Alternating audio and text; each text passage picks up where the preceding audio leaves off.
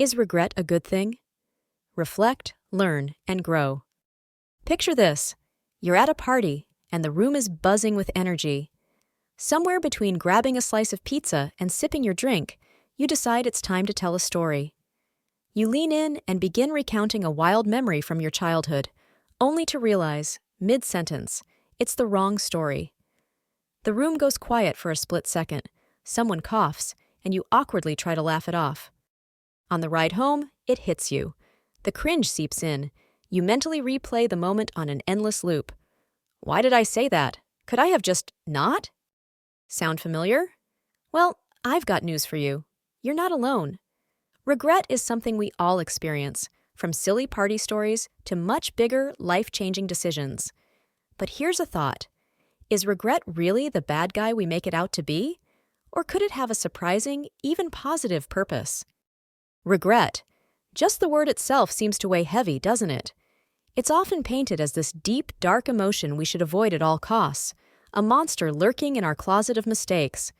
The problem is, avoiding regret is impossible. We all have it, and maybe we're looking at it all wrong. Let me ask you, what does regret mean to you? For many, it's that cringing reminder of what we should have, could have, would have done. But what if we turned that lens around? What if regret isn't something to fear, but something to embrace as one of life's greatest teachers? Let's take a closer look, together, at whether regret is really as bad as it seems, or if, surprisingly, it might just push us toward becoming the best version of ourselves. It's tempting to treat regret as the villain in our journey. It feels messy, uncomfortable, even shameful at times.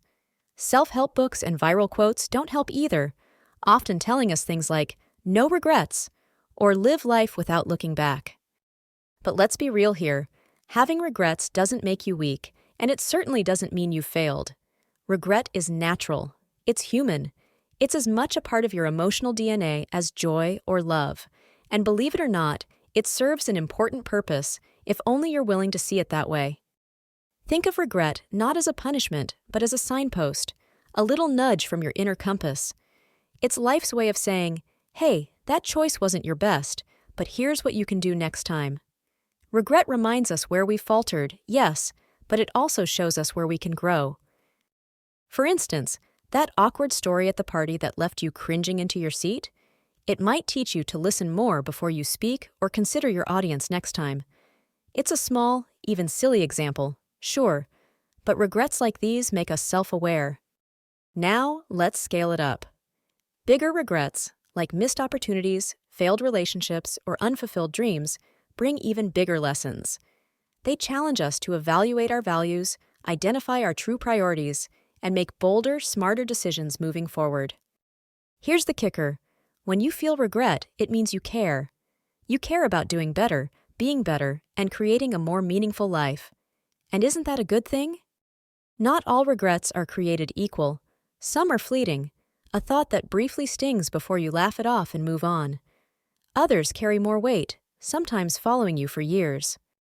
The smaller regrets, those everyday embarrassments and minor misjudgments, help us fine-tune our daily interactions and habits.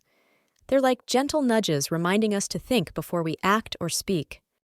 But the bigger regrets, those are the game changers. A breakup caused by neglect, a career path left unexplored, a dream abandoned too soon. Those regrets sit heavier, but they also hold life's most profound lessons. They force us to dig deep, confront our fears, and realign our paths. Both types of regret matter. Both can teach us, if we choose to lean in and listen. Let's not sugarcoat it. It hurts.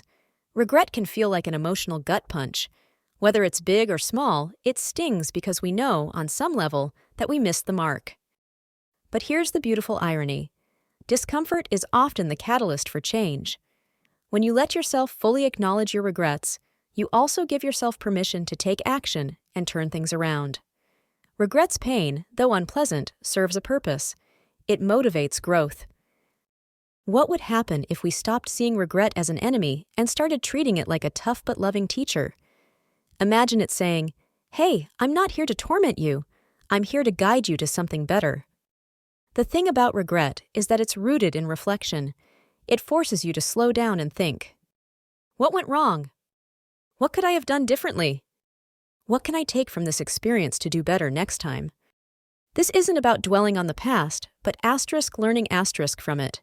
Regret isn't a black hole to sink into. It's a bridge to a brighter future. Let's get practical. Imagine you missed a big deadline at work. Sure, the regret hits hard, frustration, disappointment, maybe even embarrassment. But once emotions settle, this experience can teach you something vital, like improving your time management or moving away from procrastination habits. Or take a larger example, a strained friendship that ended because of miscommunication. That regret can push you to become a better communicator moving forward, ensuring your other relationships flourish. Every regret, no matter how painful, carries a nugget of wisdom. The trick is learning to look beyond the pain to discover the lesson. If regret is inevitable, the best thing you can do is learn to embrace it. Here's how. Practice self-compassion. Don't beat yourself up. Everyone makes mistakes. It's how we grow. Talk to yourself like you'd comfort a friend. Focus on what you can control. You can't change the past, but you can influence the future. Ask yourself, what actions can I take moving forward? Set new goals. Use your regrets as a springboard for creating more meaningful goals. Harness that energy to make better choices. When you face regret head-on, you take back control. Instead of letting it weigh you down, you transform it into a tool for self-improvement. Let's take a quick detour. What happens if you avoid regret altogether? Ignoring it may feel easier in the short term, but it often leads to emotional stagnation. By pushing it aside, you rob yourself of the opportunity to reflect, learn, and ultimately grow. Avoiding regret is like ignoring a warning light on your car dashboard. Sure, you can drive a little longer, but sooner or later, that unresolved issue will catch up with you. And the longer you wait, the harder it becomes to fix. Let's pause for a moment. Think about your own regrets.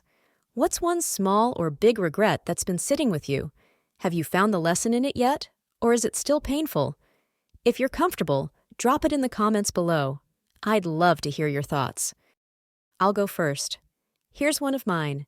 Share a personal example of a relatable regret story to connect with the audience, such as missing an important event or overthinking a decision.